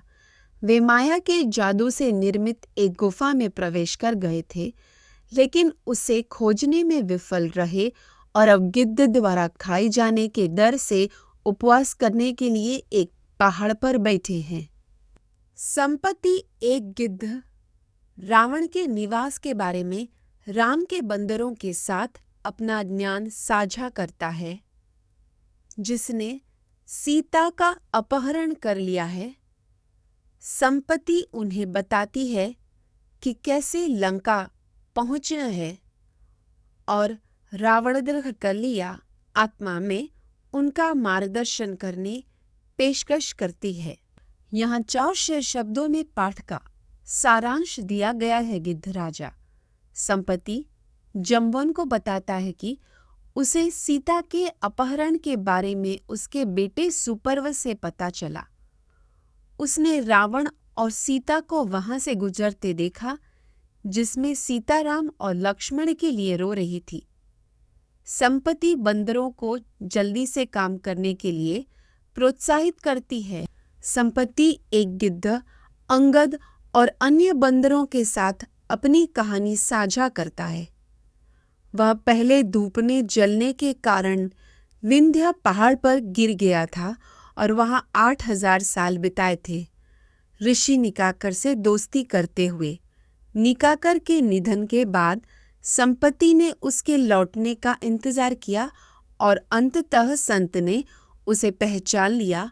जिन्होंने संपत्ति ने सूर्य का अनुसरण करने के अपने और जटायु के प्रयास को याद किया, लेकिन वे इसके विशाल आकार और गर्मी के कारण विचलित और थके हुए हो गए। वे दिशा की सारी समझ खो बैठे और बेहोश हो गए, दृष्टि को सहन करने में असमर्थ हो गए। आखिरकार जटायु पृथ्वी पर गिर गया और पंखहीन और कमजोर समाप्ति विंध्य पहाड़ पर गिर गया, जहां वह ऋषि ने रोते हुए तपस्वी से कहा कि उनके पंख और शक्ति वापस आ जाएगी। फिर उसने राम की कहानी के बारे में भविष्यवाणी की, जो अपने भाई लक्ष्मण के साथ निर्वासित हो जाएगा, राक्षस राजा रावण का सामना करेगा और अपनी पत्नी सीता से इंद्र द्वारा भोजन कराएगा, ताकि वह अपनी अग्नि परीक्षा के दौरान उसे बनाए रख सके। ऋषि ने तपस्वी राम एक तपस्वी के शब्दों से सांत्वना पाकर सीता को खोजने के लिए अपनी यात्रा जारी रखने के लिए एक उपयुक्त समय की प्रतीक्षा कर रहे थे। डसती वज्जप ने बंदरों में सीता की खोज करने का नए जोश के साथ वे उस क्षेत्र की ओर रवाना हुए जहां रावण रहता था। बंदर गिधराजा संपत्ति से रावण के भाग्य के बारे में सुनकर दक्षिणी समुद्र में पहुंचते हैं और इसकी विशालता से निराश हो जाते हैं। अंगद, एक शक्तिशाली बंदर, उन्हें सांत्वना देने की कोशिश करता है, कहता है कि दुख कमजोरी है। बंदर अपनी छलांग लगाने की क्षमताओं के बारे में घमंड करने के लिए इकट्ठा होते हैं, जिनमें से प्रत्येक दावा करता है कि वह अंतिम से अधिक दूर दूर सकता है। सबसे पुराना और बुद्धिमान जंबवन घोषणा करता है कि वह अंतिम से अधिक दूर कूद सकता है। जिकार करता है। जंबावत एक बुद्धिमान और शक्तिशाली बंदर नेता हनुमान को संबोधित करते हुए उनसे समुद्र पर कूदकर अपनी ताकत और बहादुरी का प्रदर्शन करने अपनी मान को याद दिलाता है कि वह वायु हवा का पुत्र है और युद्ध में अजेयता और अपनी मृत्यु चुनने की क्षमता से धन्य है। अपनी मां की जन्म कथा और वनशक्ति का प्रदर्शन करने के लिए पवन देवता का पुत्र हनुमान खुद को ऊर्जा से भरता है और पहाड़ों और महासागरों पर कूदने में सक्षम होने सही अपनी अविश्वसनीय क्षमताओं की घोषणा करता है। बंदर उसके शब्दों से चकित हो जाते हैं और जंबवन उसे सभा से समर्थन का वादा करते हुए लंका के लिए अपने मिशन के साथ आगे बढ़ने के लिए प्रोत्साहित करता है। सुंदराकंडम, पवन देवता का बंदर पुत्र हनुमान राम की पत्नी सीता को खोजने के लिए निकलता है, जिसे रावण ने अपहरण कर लिया है। वह विशाल आकार और शक्ति सड्डा है और समुद्र मंथन करते हैं। वह मेनका से मिलता है, एक पहाड़ जो हनुमान को पवन देवता की संतान के रूप में पहचान, जलपान और जलपानान कर बढ़ाए। हनुमान एक बंदर और राम का वफादार सेवक सीता को खोजने के लिए लंका पहुंचता है। वह शहर की सुरक्षा को देखता है और निष्कृष्ट निकालता है।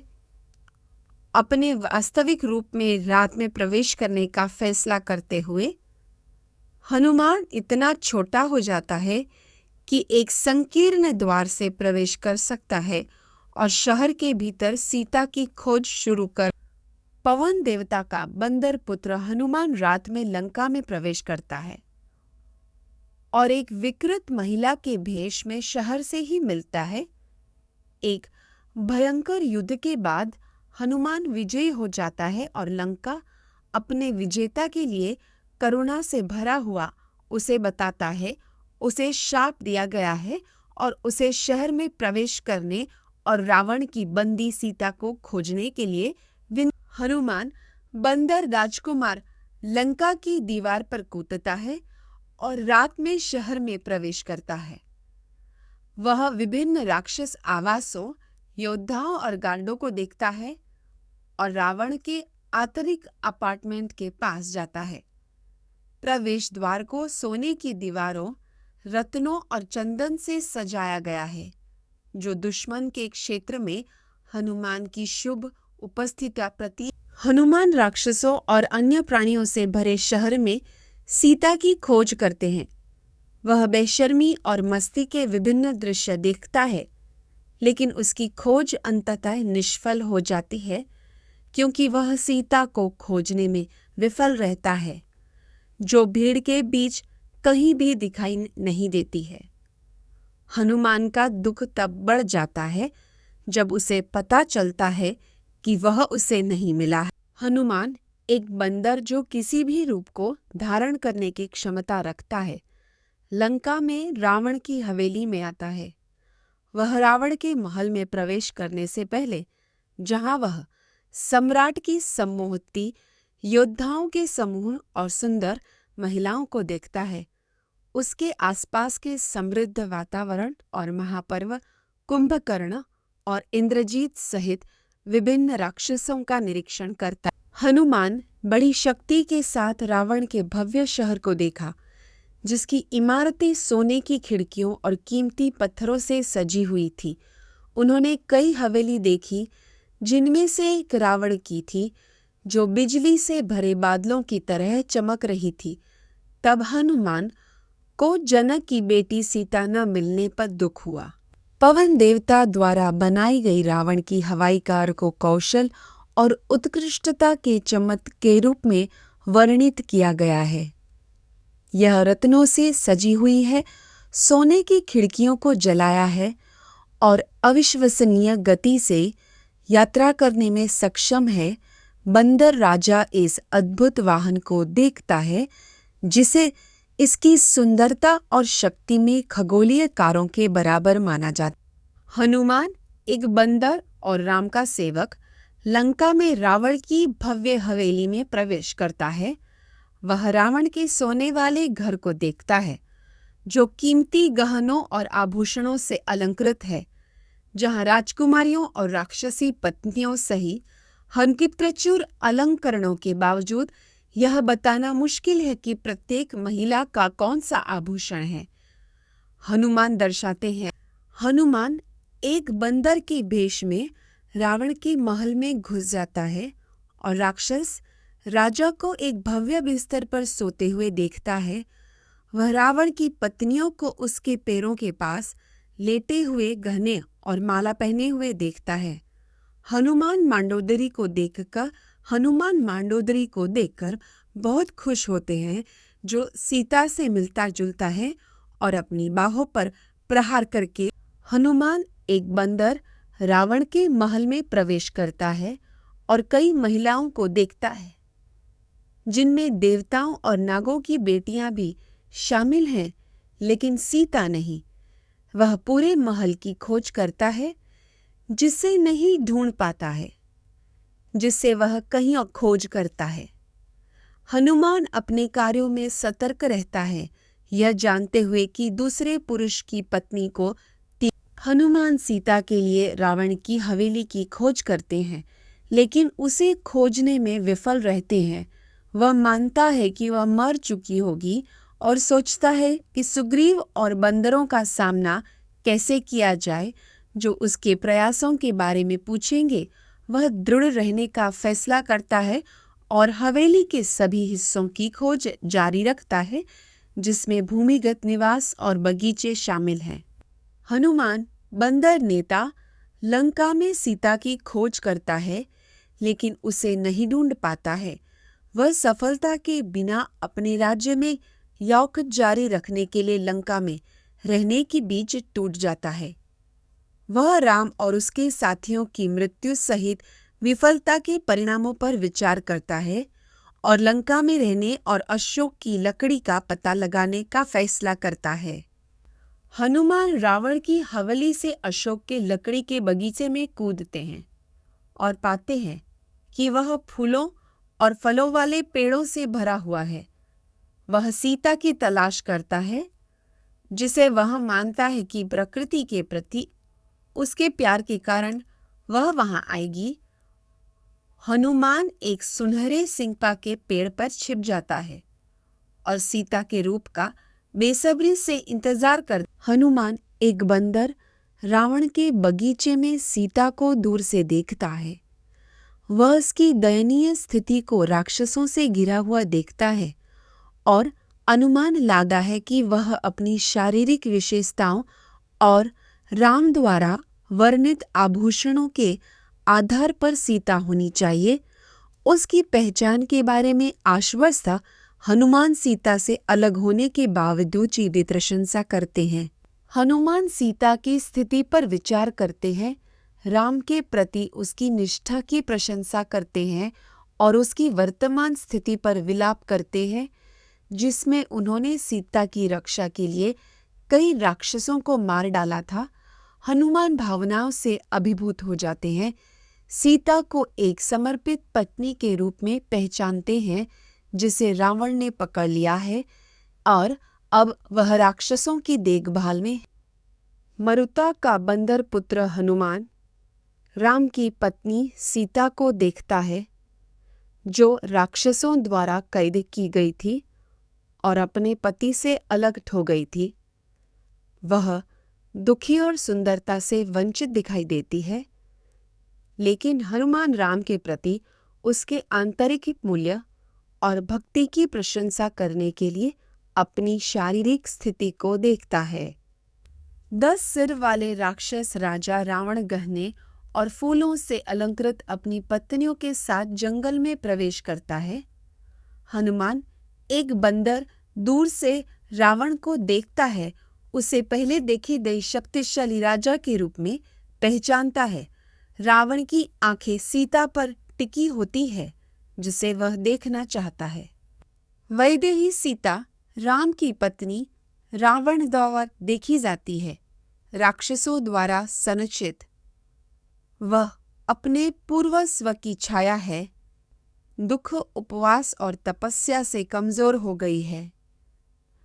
उसकी सुंदरता मिट्टी में कमल की तरह फीकी पड़ गई है। रावण मैथिली मंदोदरी को सीता का ध्यान भटकाने के लिए लुभाता है। रावण सीता को लुभाने की कोशिश करता है, उसे मधुर शब्दों और विलासिता और शक्ति के वादों के साथ जीतने की कोशिश करता है।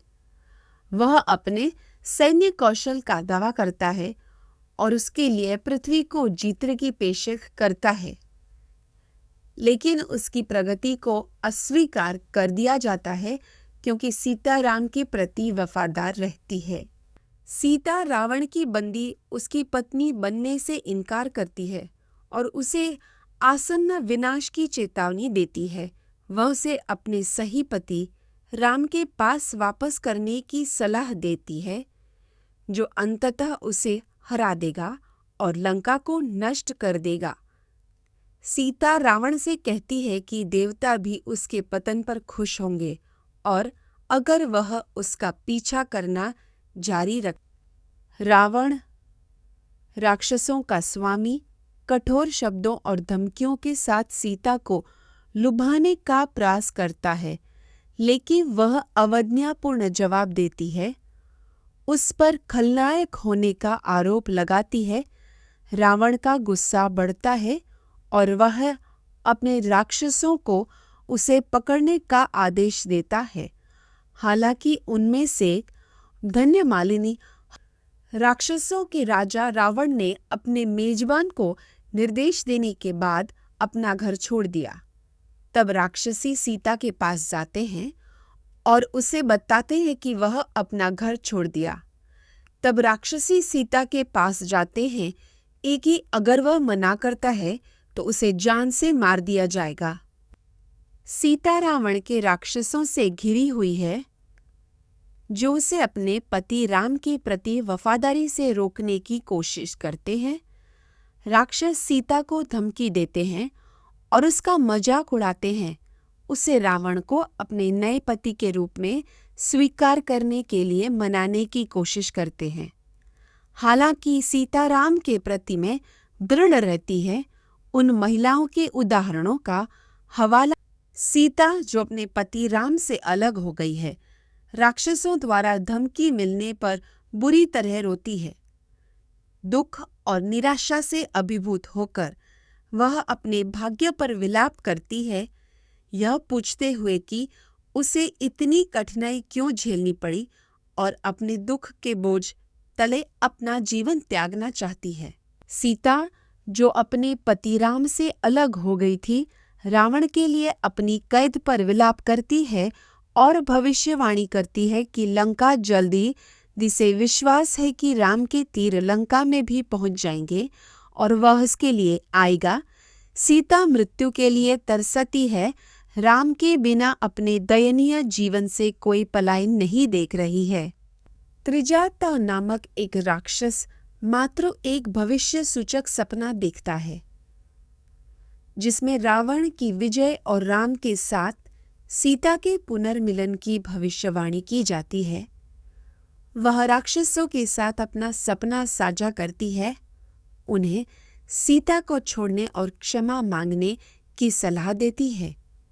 त्रिजाता का मानना है कि अगर सीता प्रसन्न होती है, सीता जो अपने पति राम से अलग हो जाती है, रावण से डरती है और दुख से अभिभूत हो जाती है, वह अपने भाग्य पर विलाप करती है, बोझ होने के लिए दोषी महसूस करती है और पीड़ा से बचने के लिए अपनी जान लेने पर विचार करती है।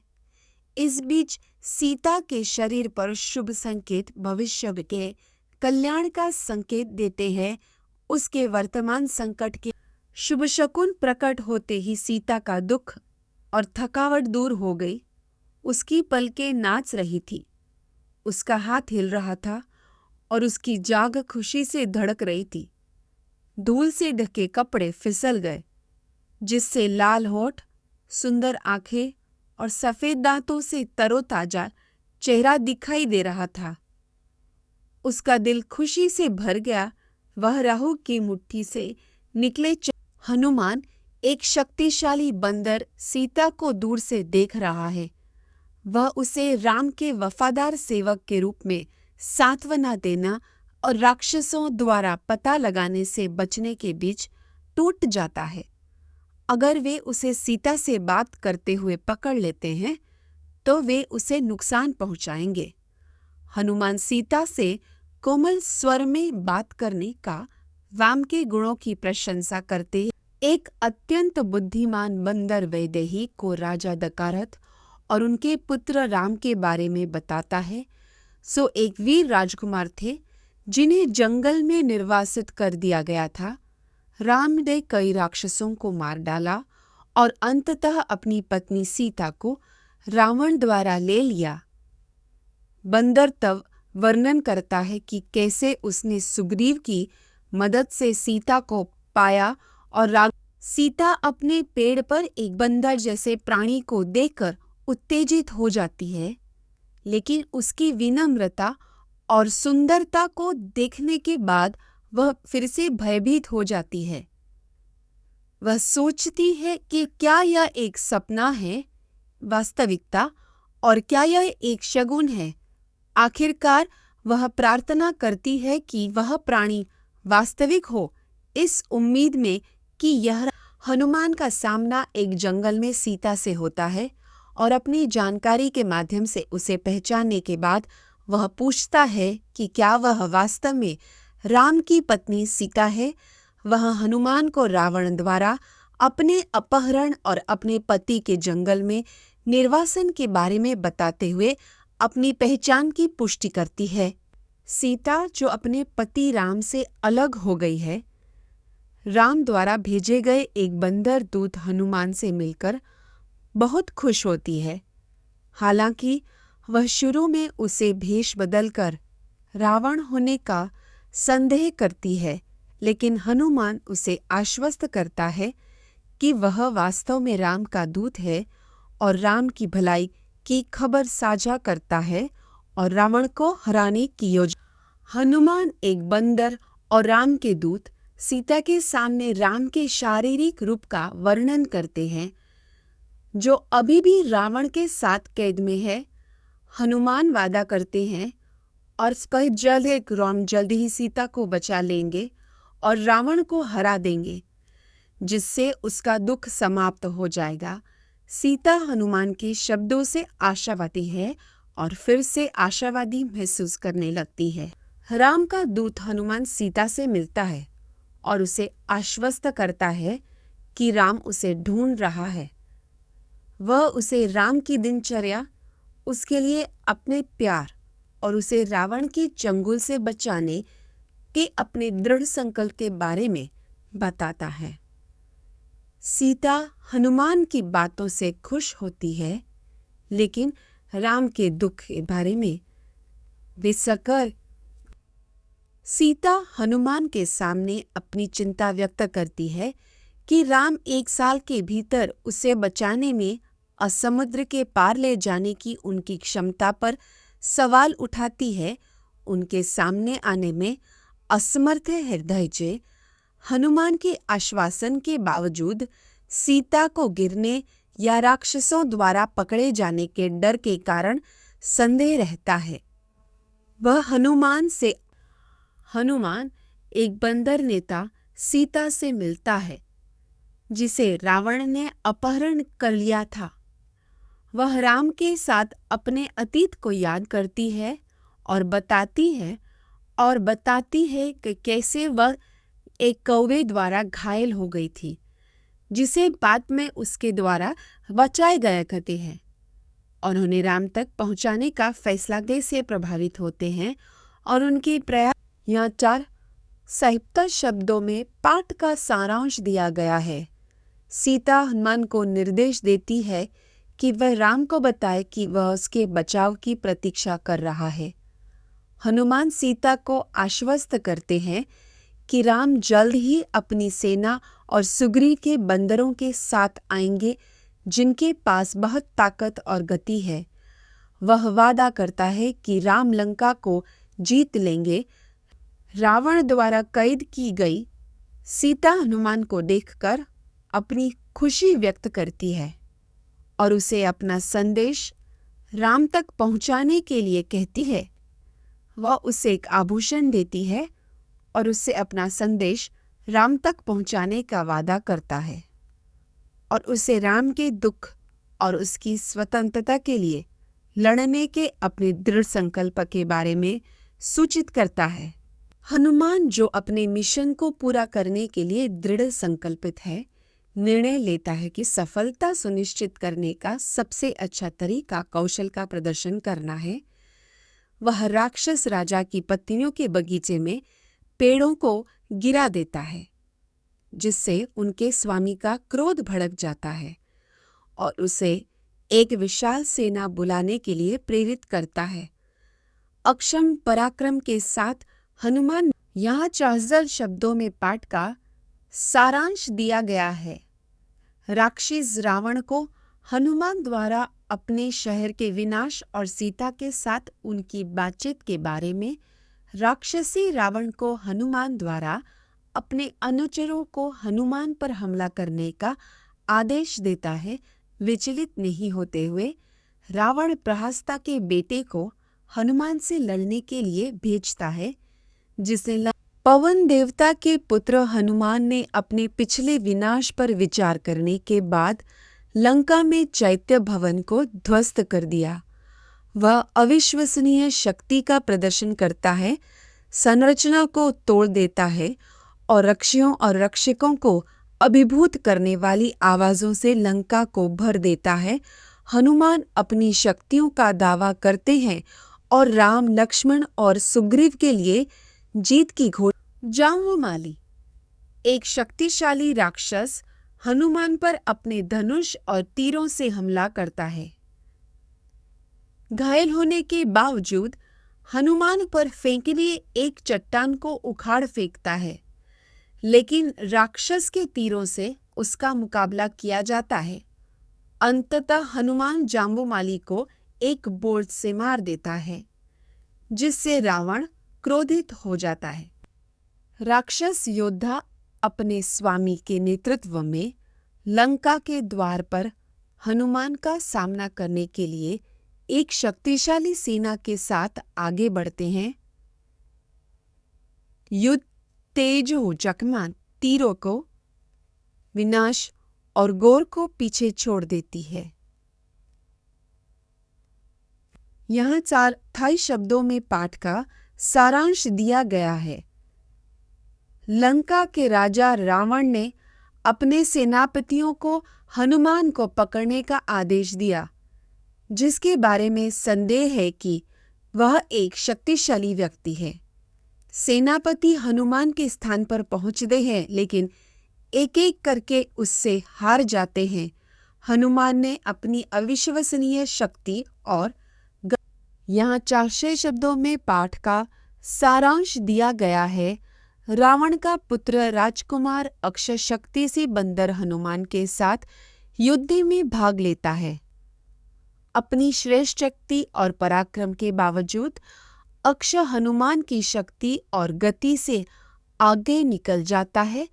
एक भयंकर लड़ाई के बाद हनुमान अक्षय को मार देता है, जिससे दिव्य प्राणियों और एक रावण अपने बेटे इंद्रजीत को हनुमान से लड़ने के लिए भेजता है, जो राक्षसों के बीच अराजकता पैदा कर रहा है।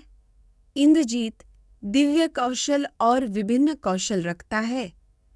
हनुमान का सामना करने के एक रथ पर चढ़ता है, लेकिन दोनों अपनी क्षमताओं में साम्य रूपित से दिव्य कौशल और विभिन्न कौशल रखता है। लेकिन हनुमान इंद्रजीत के कार्यों से क्रोधित होकर आश्चर्य से उसकी ओर देखते हैं। वह इंद्रजीत को बहुमूल्य रत्नों और आभूषणों से अलंकृत अपने सलाहकारों से घिरे एक शानदार सिंहासन पर बैठे हुए देखता है। हनुमान दर्शाते हैं कि अगर इंद्रजीत अधर्मी नहीं होते तो वह दिव्य क्षेत्रों का रक्षक हो सकता था, लेकिन उसके बुरे कृत्यों ने सभी रावण क्रोध से अभिभूत होकर शक्तिशाली बंदर से पूछताछ करता है। उसे नंदी या वली का बेटा होने का संदेह होता है। बंदर जवाब देता है, यह दावा करते हुए कि राम के एक मिशन पर है और रावण को देखना चाहता है। अपने पिता से एक वरदान के रूप में अपनी उपस्थिति की पेशकश करता है और एक लाभदायक संदेश के लिए हनुमान एक बंदर और राम का दूत सीता को वापस पाने के लिए राक्षस राजा के निवास पर आता है। वह राजा को चेतावनी देता है कि राम पर अन्याय करने से लंका, उसके लोगों और खुद पर विनाश होगा। हनुमान अपनी शक्तियों से लंका को नष्ट करने की धमकी देते हैं, लेकिन अंततः इस मामले पर राम का निर्णय चाहते हैं।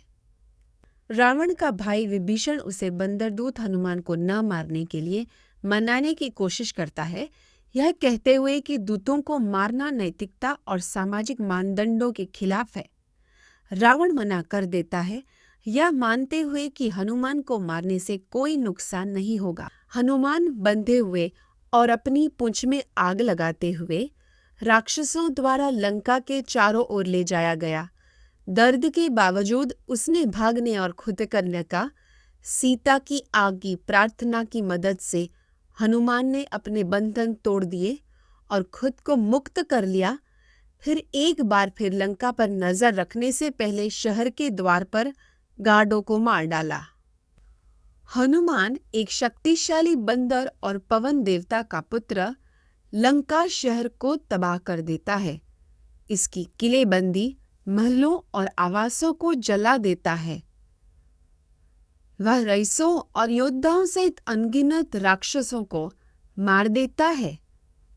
किसी को भी सुरक्षित नहीं छोड़ता है। हनुमान की लपटें फैलते ही शहर की भव्यता राख हो जाती है।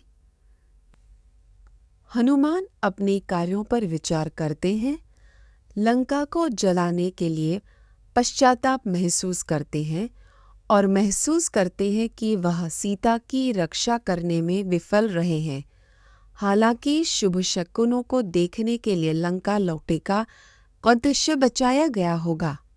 यह नई आशा उन्हें खुशी से भर देती है, जिससे वह एक बार फिर सीता को देखने के लिए हनुमान सीता को यह वादा करते हुए सांत्वना देते हैं कि राम और उनकी सेना जल्द ही रावण को हराने के लिए आएगी।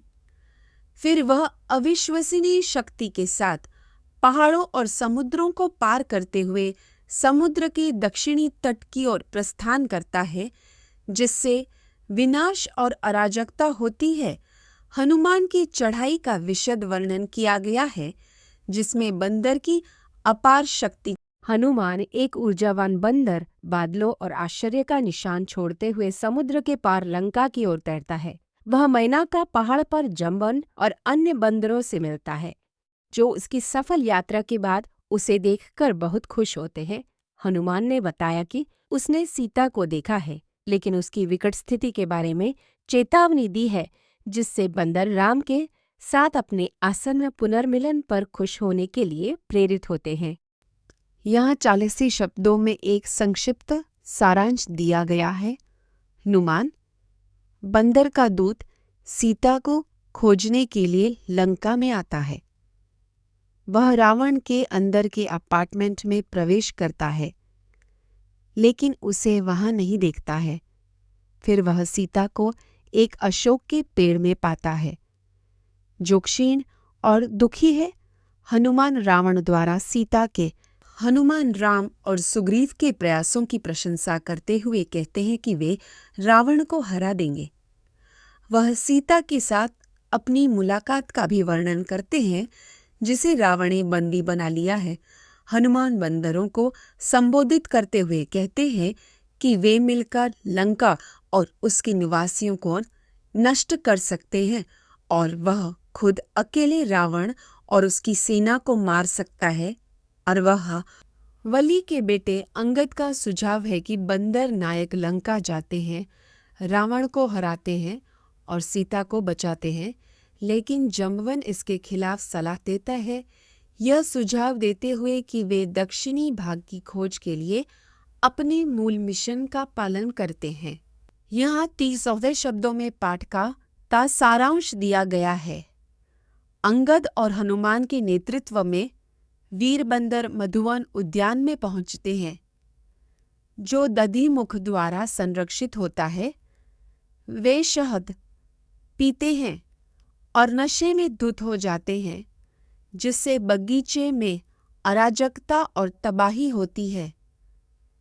दधिमुख उन्हें रोकने की हनुमान बंदरों को मधुवन के बगीचे में ले जाते हैं, जहां वे शहद पीते हैं और अराजकता पैदा करते हैं।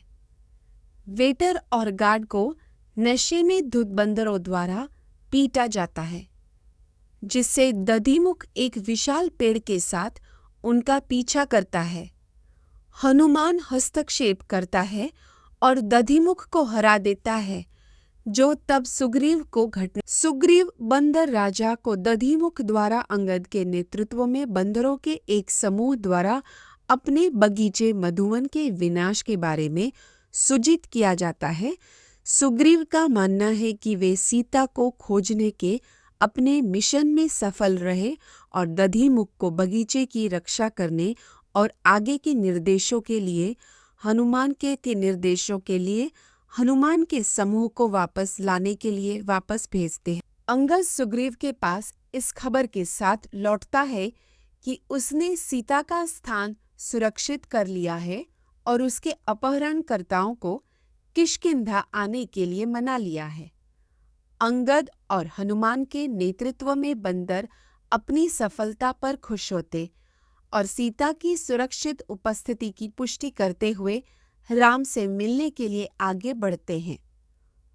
राम के बंदर उसे लंका में सीता के कारावास का वर्णन करते हैं। हनुमान एक बंदर जिसने सीता को देखा था, उसकी स्थिति के बारे में बताता है। वह राक्षसों द्वारा सीमित है। उनके द्वारे में थे, लेकिन राम के प्रति तह उसके लिए मरने को तैयार है और हनुमान से वह सब कुछ बताने के लिए कहा है जो वह स्थिति के बारे में जानता है। जनक द्वारा सीता को दिए गए रत्न को राम दुखी हो जाते हैं। वह उनकी शादी और अपने ससुर की दया को याद करते हैं, जिससे वह सीता के लिए और भी अधिक तरसते हैं। राम हनुमान से विनती करते हैं कि वह उन्हें बताए कि सीता ने क्या कहा है, क्योंकि उनके शब्द ही हैं जो उन्हें अपनी प्यारी पत्नी से दुख और अलगाव के इस समय में बनाए रखते हैं। हनुमान, एक बंदर योद्धा, राम की पत्नी सीता से बातचीत करता है, जिसे रावण ने पकड़ लिया है। वह हनुमान से राम को सूचित करने के लिए कहती है कि जीवित है, सहायता भेजे। हनुमान सीता को आश्वासन देते हैं कि राम जल्द ही अपने भाई लक्ष्मण और उनके सहयोगियों, बंदरों और भालू के साथ उसे बचाने के लिए आएंगे।